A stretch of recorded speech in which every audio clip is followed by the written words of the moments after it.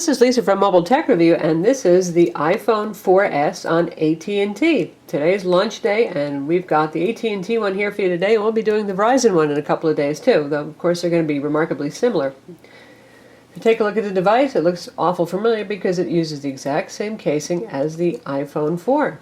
Doesn't mean it's not a beautiful phone, because it certainly is. Got that nice metal around the edges here, your speaker hole, your sync port, SIM card slot. See the new antenna design here. This is like the Verizon one. It's a two-piece antenna for better reception. There's your power button, your 3.5mm jack for your headset, volume controls. And that's it. And on the back here we have the 8-megapixel camera with an LED flash, and there's a front-facing camera as well. Now we'll compare it to the iPhone 4 on the left in black here with our senior editor's cute little heart button in the center there, and you can see they are indeed identical other than the antenna design. We have the two notches here with separation of antenna, and this says the single piece design. Otherwise, you're looking at pretty much the same kind of phone. This has the same Retina display that's used on the iPhone 4. That's 960 by 640 pixels, and it's as bright and beautiful and sharp as ever. It's still 3.5 inches diagonally, and we do wish that Apple had gone for something a bit bigger. Nowadays, most super phones have 4.3-inch displays, and 4 inches is kind of a nice compromise between portability, pocketability, and seeing a little bit more on screen, but then again, this is pretty easy to pocket. It weighs just hundredths of an ounce more than the iPhone 4, which means it's still fairly light, but it feels like a weighty piece in your hand. It's heavy in the good way. You feel like you got a good solid piece of technology right here. In terms of speed, it's definitely faster. This uses the new A5 CPU. It's a dual-core CPU, and then it's clocked at 800 megahertz, which is plenty fast enough to keep this thing rocking and rolling. And since this is on AT&T, it also gets faster data speeds. It has HSPA plus 14.4 megabytes versus the 7.2 on the iPhone 4. So you're getting roughly double the network speed, and I can tell you right now that the reception on this is very good. You can't always go by bars with Apple, but indeed, when it says it has a pretty strong signal, the speed test results that we've seen, you can see right here. I'll show you the results. And these are the kind of speeds we've been getting. And when I get these higher numbers here, it's been showing 1 bar short of full, just like it's doing right now. So that means it's pulling a pretty good signal, because that's about as fast as you're going to get on 14.4 HSPA Plus on AT&T. That's a network technology that AT&T had been calling 4G. Some people gave them a problem about that, including Apple, who refuses to call anything other than LTE 4G.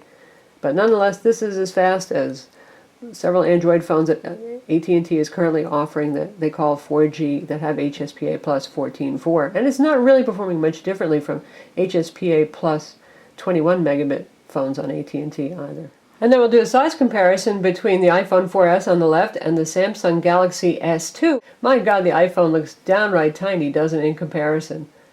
In terms of display, they're both lovely phones. The Samsung only runs at 800 by 480 pixel resolution, but you do get a physically larger display, which is nice. And of course, it has a Super AMOLED Plus display, so you can see it is really eye-popping. The iPhone has a more natural display in terms of colors, but it's really up to what you prefer.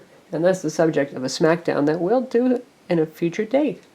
In terms of software, this is running iOS 5 out of the box, the latest operating system, and those who have an iPhone 4 or even a 3GS, you can download that operating system to your phones as well. But there's a lot of improvements here, a lot of things that kind of drove me crazy about the iPhone they fixed, especially the notifications. They're not as intrusive anymore. You can have banner notifications up top. You have much more control over them, and they're not as disruptive.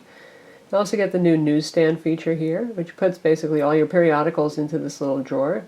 So it's really just a New York Times app right there.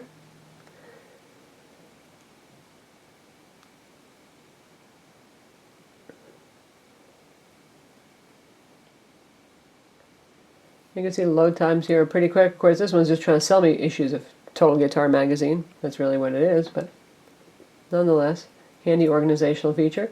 You still have all the standard core iOS apps that you're used to, and we've got something new here. We've got reminders as well. I know a lot of people like that. Call quality on the AT&T version of the iPhone 4S is markedly improved over the iPhone 4. In fact, I couldn't use the iPhone 4 between call drop issues and call quality, and this, boy, crystal clear landline sounding calls on both ends. In fact, this would be my go-to phone to make voice calls now. What a nice turnaround. So far it's worked well with Bluetooth headsets and even tested with the Bluetooth car kit. Also, good crystal clear audio and reliable connections. So finally, once again, an iPhone we can recommend for voice calls. In terms of reception, as we mentioned in our data section, you can't always rely on bars, but I would say that the bars are reporting pretty honestly. Reception has been very solid on this in terms of data transfer speeds and obvious improvements in call quality. And as far as antenna gate goes and the grip of death, holding this in any normal fashion, I have not been able to get it to drop bars. Maybe if I wrapped, totally encased both antennas with my hands, might be able to budge it, but unless you're really trying to mess with reception by grabbing this in some funny way, anything short of that, it's just fine. The iPhone 4S has an improved camera. It's not just that there's more megapixels, because those don't always make the biggest difference unless you're outputting to a big screen TV or printing, but it's got a backside illuminated sensor and an f2.4 lens, so it's much better at low light. And of course, it still has the HDR feature built in, so it can deal with stark exposure contrast issues pretty well. And you can see the interface is still pretty much the same. We're used to, we have control for the flash up here, and we have options, which is basically turning grid on and off and whether or not you want to use HDR. You can switch between your front and your back cameras right there, and you can switch to video mode here. And the iPhone 4 took very nice photographs, especially for a 5 megapixel, and it's a hard act to beat, and this takes slightly better pictures. Certainly there's more pixels there, it's a bit more sharp, but where we really notice the improvement is in video. Videos taken with the camera are markedly better. There's still some motion blur if you're panning the camera around, is what I mean. Not if your subject's moving, that's not a problem. But if you're panning the camera around, you'll see a bit of jerkiness, but it's still pretty good. We'll check out a video that we shot. So here we are in the photo application. You can see some of the app photos, just how they look on the device, which is pretty good. And here we'll take a look at an exciting video that we shot of the Fry's parking lot. Very nice. It's a video taken with the new iPhone 4S. And you can hear the video recording quality is good there too. So for shutterbugs, there's definitely an improvement here over the iPhone 4, a big improvement over the iPhone 3 or 3GS for those of you who have that. Next we're going to check out Siri, which is the voice command. To call it voice command is really belittling it. It's actually using a heck of a lot of artificial intelligence. It was developed by DARPA, the military folks, long ago, privatized and then bought by Apple. And then we'll test out Siri, which is undoubtedly one of the hottest features, and it's only available on the iPhone 4S. Apple says that's because this has the computational speed to deal with that. Whatever the reason, that's the deal. If you want this, you're going to have to get an iPhone 4S. Press and hold the center button to activate it.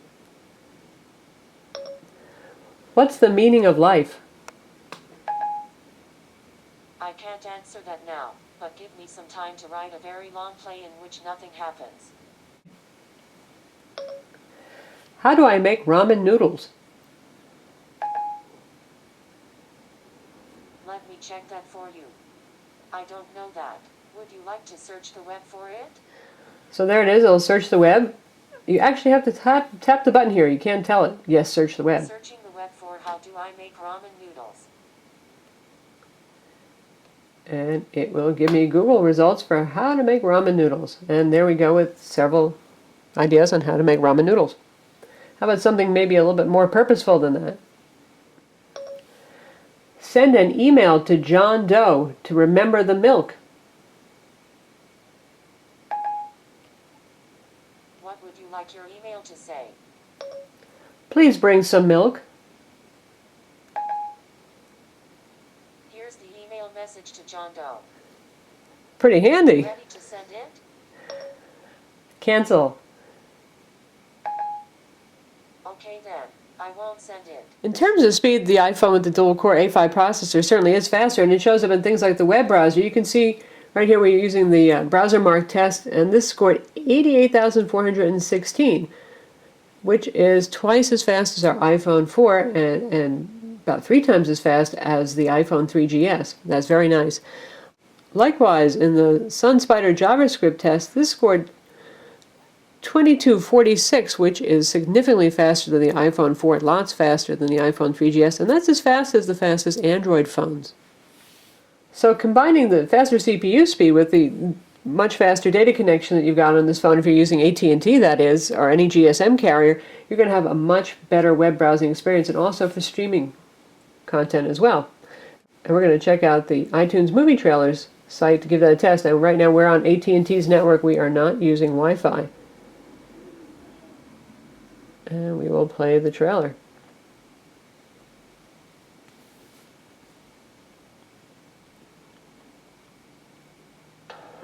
For 5 winters now, you have hidden from the world. Really sharp, excellent quality, smooth. I will make you a warrior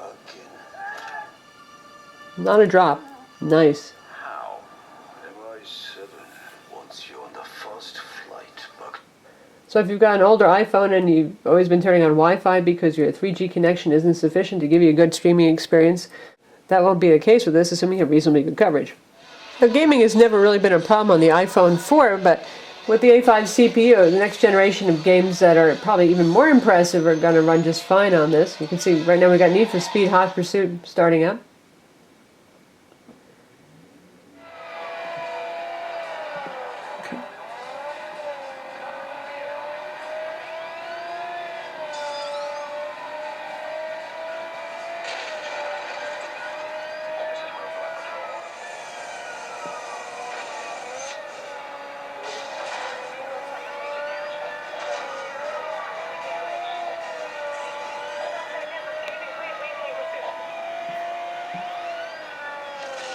So, plays beautifully, no problem there.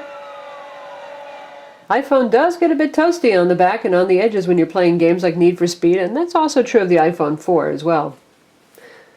We take a look at the new notification system here. If you swipe down, doesn't that remind you of Android and some other platforms? You can see right here we don't have any notifications other than updates for our weather, and right now you've got a running stock ticker going here as well, but you can have other notifications up here in the banner about new emails and that kind of thing. Or you can go for the old-fashioned big old blobbo in the middle of the screen if you want under notifications.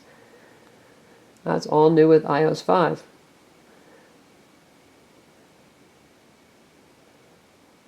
For example, for phone alerts, you can choose your alert style right here. No alert, banners, big old alert in the center just like you used to have. Icons, and whether or not you want to see that on the lock screen. Part of the new notification center in iOS 5.